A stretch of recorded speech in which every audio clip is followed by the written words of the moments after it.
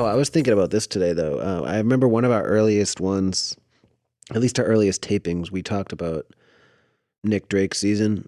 Yeah. And I remember us talking about this probably last August, like as the fall was starting to come on again. And we were like, usually we're starting to slip into that headspace in the next couple of months and Right. getting into the slate gray autumn Nick Drake season. And Yeah.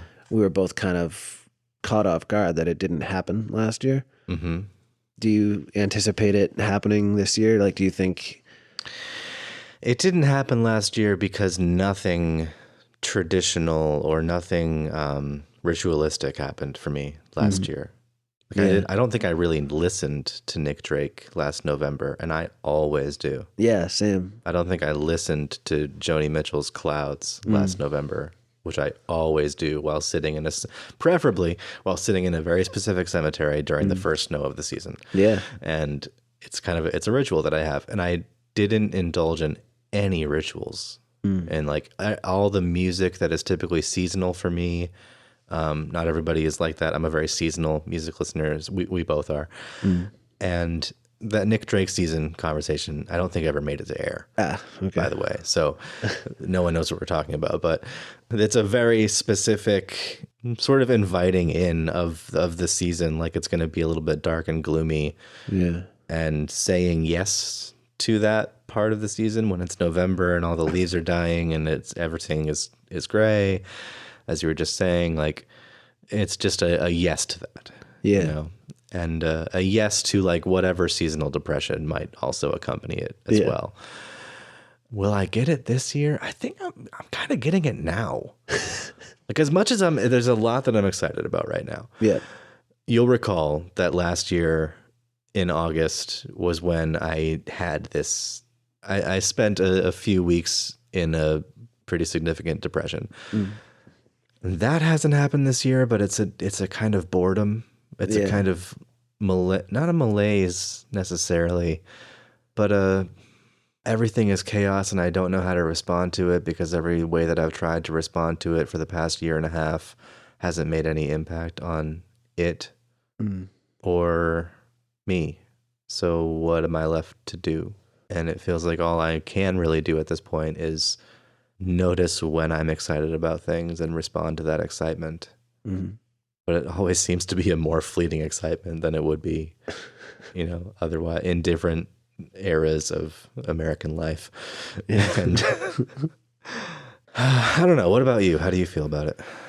I feel like I just babbled. I didn't really answer your question. I think you did. Yeah. I mean, yeah, no, I just literally thought about it when I was waking up today. But I don't know. I feel very I felt the same thing where like last year it was that there was no, a lot of the rituals didn't happen. A lot of the social situations didn't happen.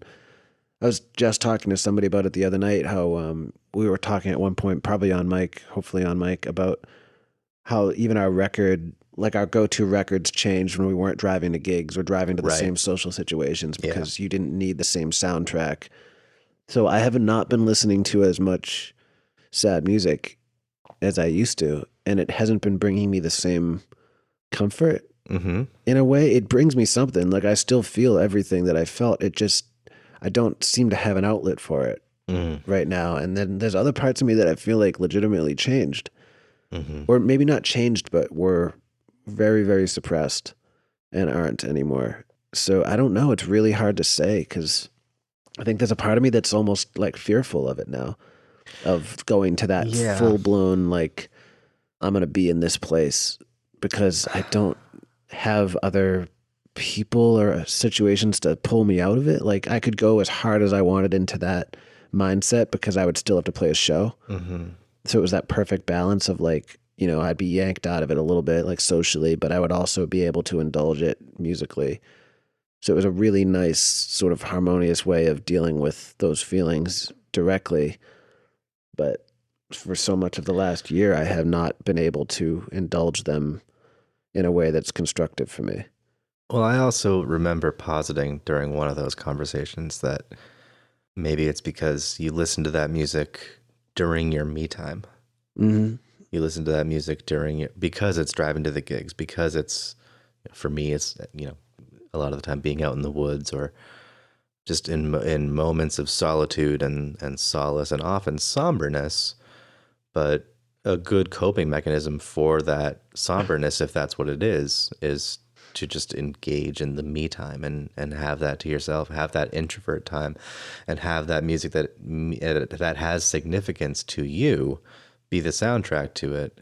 Because it makes sense, that like you can share that music with other like-minded people, but it's not typically or stereotypically the kind of music that you're going to be sharing with other people at like a bar or something, Yeah. So it's not a jukebox song. Oh man, it should Pink be Moon, not a jukebox song. So I remember thinking like maybe it's because during the pandemic, all time is me time.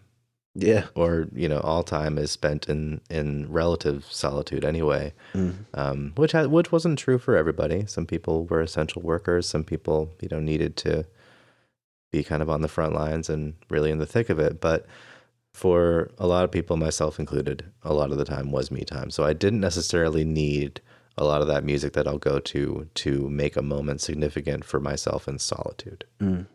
Yeah, and I think there's a certain amount of that solitude that I've kind of like really grown comfortable with now that feels different. Like it was way more protracted than it was in the past. I mean, obviously, like just being kind of locked down will do that. But in a weird way, I've been finding that I am gravitating more towards like, I don't want to say power ballads because they're not, but like melancholy songs with drums.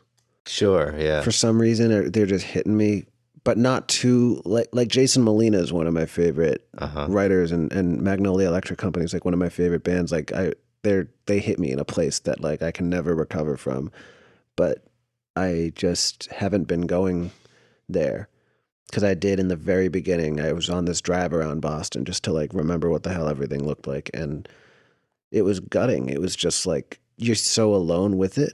Yeah. And in a way, it was like the most pure thing.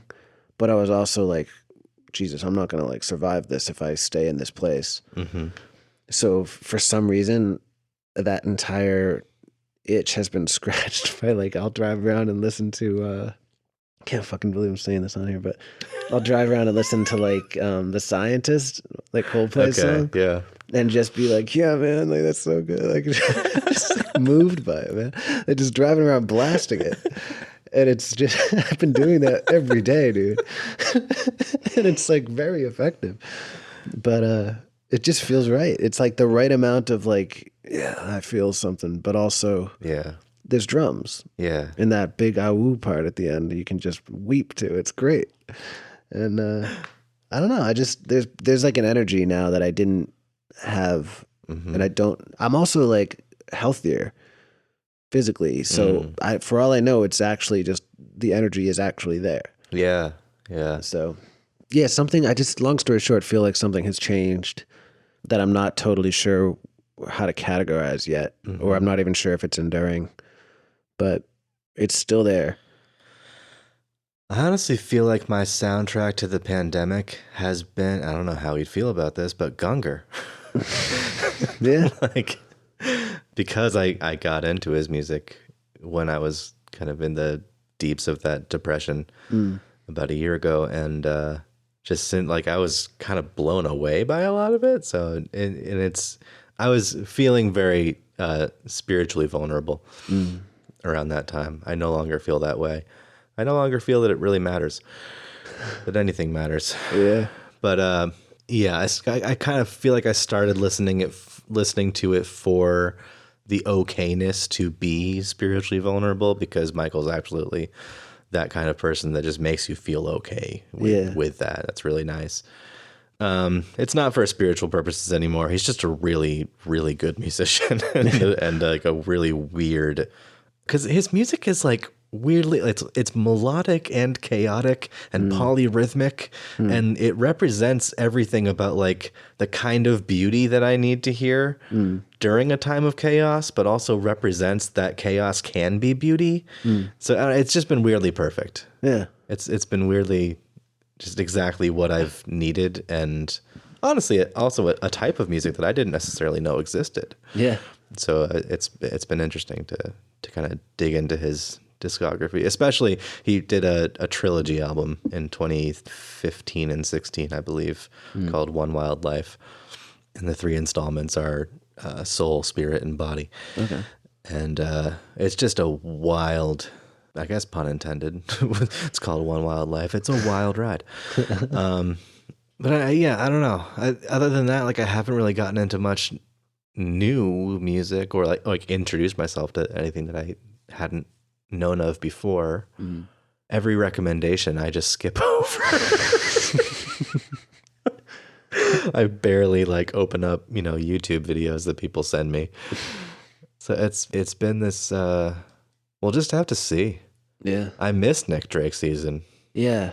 Well, that's kind of what I'm getting at, dude, is like it feels whenever I go to that place now, and this is what I can't tell if this is just a defense mechanism or if this is actually growth, but like, or even just a change, not even growth necessarily in a positive sense, but just a difference. But when I think about those memories and those records and the still very poignant experiences I've had listening to those records, like it feels like I'm looking back at my youth that's gone. Mm-hmm.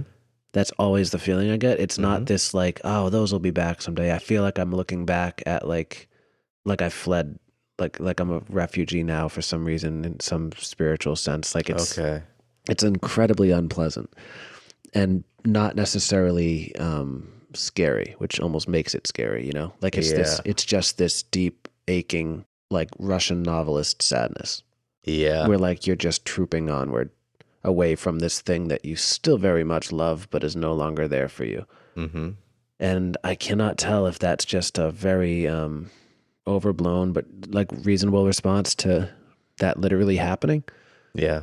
Because all I've ever done with my life from the instant I was able to really form sentences was write and play music and try to find people who did those things and tried to do those things. Like that is all I've ever poured energy into. And then suddenly I woke up one day and it was gone. Like that was definitely a profound experience. So I can't tell how much of this I should be like taking with a grain of salt because I'm like, there's no way you don't get a trauma response from that on some philosophical level. But on the other hand, I'm also like, so much of this has felt healthy and so much of this has felt like it expanded my mind and expanded my interests. And sure, so sometimes I'm like, did I grow in a way or am I just fucked up now or what? It's weird. It just doesn't feel wrong. And that's the most disorienting part. I know that feeling well, and I had it a little bit later than you did, but yeah, it was good and bad. For me, the first thing that went, honestly, was like not listening to Elliott Smith nearly as much. Yeah, man. Yeah, same. And that, I noticed that happening, and that hurt. Yeah. I stopped listening to a lot of like, just the music that defined my youth or like defined a certain part of my life, a certain time in my life where music had to define mood a little bit more. Or mood had to define what music I was listening to a little bit more. Yeah.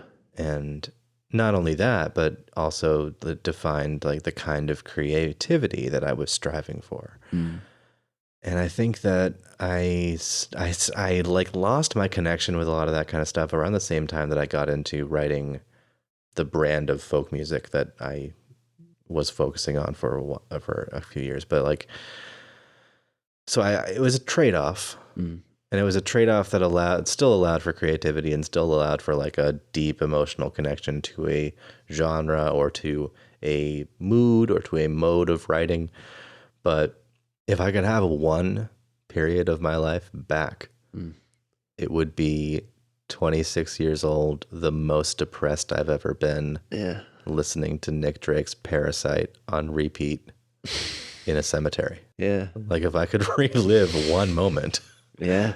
It's that moment. Or again, hearing Joni Mitchell's Clouds in that same context.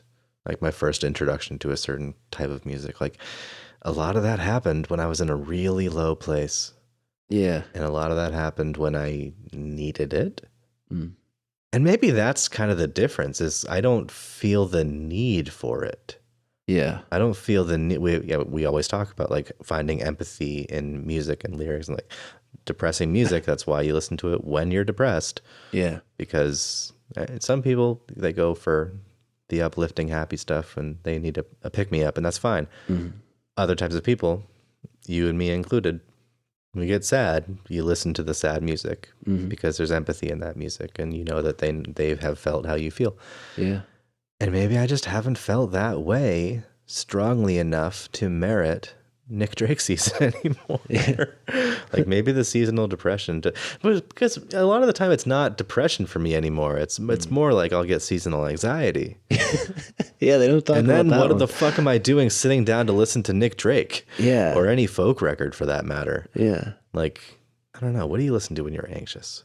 I listen to the National a lot during this, and just in general, like now and kind of since, it's just been a really good anxiety record or anxiety band. But it'll depend. Yeah, depends on what I'm anxious about and for how long I've been anxious and stuff. But I mean, it all brings up an interesting point that like there's that necessity. There's like you need it in those moments. So you've got that really hard contrast between the just horrible sadness or the anxiety or whatever it may be with the absolute beauty that you're just aware of because it's so stark in those moments. And then, you know, the strong association with whatever life context was going around it. And that's what I think part of me is like, I think the fear, I don't want to call it fear because it's not necessarily, like I said, that's what throws me off is it's not a terror. It's just kind of like, oh, okay. Mm-hmm. But I think it's this sort of like gut check of like, do I want to listen to some of those records on the off chance that I have to consign them to just being aesthetic? Like, is that beauty going to just be beauty? Am I going to be like going through a museum when I listen to Pink Moon? Mm-hmm. It'll still be as beautiful and as amazing of a record as it is. Yeah. But if it's not actively saving my life, what's it going to do? Mm-hmm. And there's a part of me that's like, Jesus, I don't want to like go back to those places at all. But I also don't want to go back as a bystander if it means losing that person that I thought I was when I listened to those records. But there's another part of me that feels like I've solved some of those mysteries. I have no doubt whatsoever that I will feel that lost again, that I will feel that sad again, that all of those things will be true. Mm-hmm. But I don't think I will process it the same exact way because I've lived, and I hope I don't process it the exact same way I did when I was 19. You know, it's just, good God, that's almost the only thing that's worse than this. So it's so cliche, but it just feels like, you know, realizing that you've grown up in a way, but not in a way that belittles these things, just in a way that like coming back to your hometown kind of a thing, or like coming back to an old school and being like, God damn, these lockers seem so tall at the time. I could be stuffed into one of these things, and now I can't. That's how it feels for some reason. It's strange. And I've felt it around other things, and that's part of why I'm a little suspicious and wary of calling this like a definitive growth thing, because I've also become way more, I'm probably the closest I've ever been to branding myself in any kind of an ist identity. Interesting. Okay. I've never in my life truly felt that feeling from an educated standpoint. Like I'm sure when I was like 9 or 10 and I first heard, like, I don't know, first heard the Sex Pistols, first heard the Ramones, I was like, I am this. This is exactly what I'm going to be for my entire life. Like you have those moments, and I still have those, but like I have been the closest I've ever been to an existentialist for this entire year. Yeah, same. In every possible way, to where I've never been religious, but I've always been pretty spiritual, pretty comfortably agnostic in the conventional sense, at least. Yeah. But I've never been an atheist, and I'm really fighting that one just because I feel like that for me, that borders on nihilism. Just the way that I approach those things, it would toe dangerously close to misanthropy and nihilism. Well, I know that traditionally existentialism is kind of a school of atheism, but do you feel like it necessarily needs to be? We've had the time to recontextualize it. Yeah. So I feel like it can need to be sometimes, depending on why maybe you're going to that place, but I don't think it necessarily has to be. I mean, yeah, some of the arguments that Sartre makes, if you were to defend those arguments, then you would need to defend them from an atheistic standpoint. Yeah. But yeah, I mean, I think that there's enough like kind of circular logic that he employs as well in some of his arguments, that you don't have to be an atheist. You can just, existentialism as a meaning-making method. That was way too many M's. At least it's not S's, dude. Give yourself homework. Existentialism as a method of meaning-making doesn't, I don't think, need to adhere to atheism at all. And I don't know that they're necessarily as closely associated for me. Like, I didn't like feel one because of the other, but they've both been on these very parallel tracks. And I've noticed that it's come out of this place of, there have just been so many things like in my life and just in the world in the last however long that I've just found like, you know what, I can sit around and philosophize about it, or I can get poetic about it, or I can whatever, I can make a record about it. But this clusterfuck is just going to keep getting bigger. And I need to bring some thought to this and fix this. And I had to do that with so many things that were very impactful at the time that, like, I don't know, it's like I lost sight of the value of some of those aesthetic things that I used to define myself as. So it's this weird schism where I can still read or listen to or watch or whatever. I can still consume all of that aesthetic beauty that I loved and that I would have died for. But I'm like on the other side of it now. Yeah. And like I said, I have no doubt that I'll be back in those places again and that I will feel that type of pain again and that it'll come back in some form. But it's weird. I've never in my life had this kind of an approach where it's colder, you sort of feel like a human, you don't feel like the way that poetry can make you feel and stuff, or like the way when you are 19 and emo and making your first, like you hear your Elliott record and you make your first attempt at an Elliott record, like that phase where you're like, I'm going to do this too. And you just feel immortal. Like you feel like this guy, he died young, but he's not really dead because he's so fucking close to where I am right now. Like he's like the lining of a headphone away and it feels so present. Yeah. And that's the thing that I worry has died or will die. And the scariest thing is I almost think I need it to like get through my life. But it's also like, whoa, that's a new thing. I haven't really done that before. So it's been weird, dude. Yeah. I just literally the last week, I've just been like waking up with these like, oh, interesting. Like I'm sort of checking out the new surroundings around this kind of stuff. And do you feel like that's going to impact the kind of music that you make? Yeah, definitely. Yeah. I think I'll make surf rock. Yeah, probably. Yeah. Less solo music probably. Yeah. I think it'll be more collaborative, more bands, more fleeting. Like I won't death grip projects quite as much. Like sure. I think it'll be driven by more ambition and more like rockabilly. Yeah. Yeah. No, just like if all we have to do here is make this thing as cool as it can possibly be, let's do that. Not making a record because I think it's going to save the world, and just making a record that rips or that makes me feel the specific way that I want to feel, or makes this collaboration as cool as it could possibly be, or brings out everybody's colors or whatever. Like that's kind of why it's not, I don't feel that this is like some kind of nihilism shit, because there's still a very strong defense of life. Yeah. But it's weird because it's not depressive, and that's the thing that throws me off. So it's been revealing. I don't know. That's fascinating. It makes me happy to know that you are also going through that. I feel like I had the opposite response to it. Yeah. Like I was really psyched for it when it happened to me. Like when I should say like when depressing music stopped making as much sense to me. Yeah. It made me excited, but I still played dark music. Yeah. Like I still embraced, like I was just playing murder ballads for a while after that, Yeah. Which is really fun. But it was like I got into the folk tradition. Yeah. You know what I mean?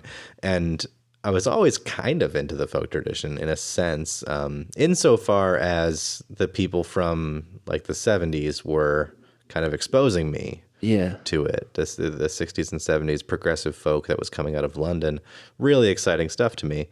And sort of on the other end of that like acoustic spectrum was was Elliott Smith. But not really a far cry from Nick Drake, because I'm sure that there are plenty of authors and journalists who are comparing them like right now as we speak. But Yeah. I feel like musically and just aesthetically, I suppose, like aesthetically, they're kind of distant. You know what I mean? Like they work together. Yeah. But aesthetically, they're kind of, you could see someone liking one and not liking the other. Yeah, definitely. So I don't know. There came a time when like I could appreciate the sheer hissy beauty of Needle in the Hay. Yeah. Yeah. But I didn't need it. Yeah. And I also didn't need to express myself in the same way that song is expressed. And I think I think maybe what I was feeling and maybe what you're feeling now is the knowledge that emulation does not always equal expression. Yeah, that's definitely part of it. Yeah. And which is freeing. Yeah. But also can be very frustrating and very like, what is my sound? Yeah. You know? But I think, it's just, it's a rebirth of sorts. Yeah. And that's what it feels like. Yeah. It's definitely like, that's why I'm like really hesitant to say that it's a bad thing at all. It's a little bit disorienting because, like I've said, I based my entire life and my entire worldview on what I'm now finding was a very narrow view of the world, or a very narrow set of interests that I was allowing myself to indulge. So that's a large part of it. And I've seen a lot of people do this in a way, like Henry Rollins, I think, is a pretty good example of somebody who went through a pretty fruitful version of something like this. To my eye, at least from the outside, I mean, It looks like it, being like wanting to be in a band so bad, to being like the front man of an extremely intense band, to flowing out the other side to doing whatever the fuck he's always like, he's on spoken word tours, he's a war correspondent, he's got a podcast, he's lifting weights. I forgot he was a fucking war correspondent. Yeah, it's like he's just doing stuff, and like so much of his approach is like he just wants to try shit. He's like he wants to be an actor. Screw it, like get me a bit part. I'm gonna try to kick its ass, and then he does that, and like that's the headspace that I find myself in right now. Is less about wanting to wander and contemplate, and more about wanting to like try all this shit that I've never been allowing myself to look at. Right. So it's extremely exciting, but it's also very hard to find that poetic side of it that I really value, or at least did. And it's fucking weird. Yeah. Well, and also like what during this time specifically can be hands-on and explorative, and can you actually like dig into in that same way safely and with confidence? And that's a big part of it. Yeah. A big part of like a lot of the uncertainty that I'm sure you're feeling. But that's why I think it flowed from that feeling in the beginning of the pandemic, where everything was out of control and everything was isolating. Yeah. And I started to find real solace and I had stuff before that, like just like I said, parts of my personal life that were similarly spirited, that I was really seeing a lot of value in, like the controllable aspects of them. Like they're all just situations where it was like, all right, I can take care of this. I can wake up at this time. I can make sure I have a good meal. My shit's together. Like, all right, these are things I can deal with. So everything else can kind of go to hell or whatever. I found a lot of value in like the mindset that I do that makes me like running, like you just have to not stop running. That's the thing I love about it, is like when I'm in an actual run or a race or whatever, it's like everything can be falling apart. I could be passing out. I could be just, my legs feel like they're broken, whatever. But as long as I don't stop running, I'm still doing the thing that I'm supposed to be doing. And there's a conclusive way of saying this is going correctly. Yeah. And there's a real kind of zen to that for me, that I think before, when everything was kind of, for all intents and purposes, going correctly, at least around me, I liked going into the Nick Drake space where things are just sort of floating and it was very calming. But now I'm finding like there's a lot of concretes and a lot of things, not necessarily like verdicts, but like stepping stones. Or a good example is like when I started to study like some of the social psych stuff, and I started to learn about like group polarization and some of like social cognition. And I've really had trouble with a lot of like protest music that I used to like, because I started to realize like that Pat the Bunny line in the song, I can't remember what it's called, but Justin used to cover it all the time. And the line, if singing changed anything, they'd make it illegal. And I always liked that line. And I don't completely agree with it, But I did kind of realize, like, in some of these contexts, it's that same irony of like screaming about an issue in a coffee shop isn't necessarily going to solve it the way addressing the specific cognitive driver that's been pushing this for as long as we've had this issue might. And I started to see like, oh shit, like I can't like romanticize this anymore and feel genuine. So there's been a lot of things like that. That's where like the existentialism side of it came from, is that started to apply to like certain, like, oh, why am I so sad all the time? And it's like, I started to actually figure out why. And I was like, well, Christ, now I can't just like sit down and write a song that I would put on a solo record about like, I'll never feel whatever again. It's like, no, I figured out why. I might not feel it again, but it's no longer this loose end. And it's fucking weird, man. It's been really hard to think about what I'm going to do on stage alone.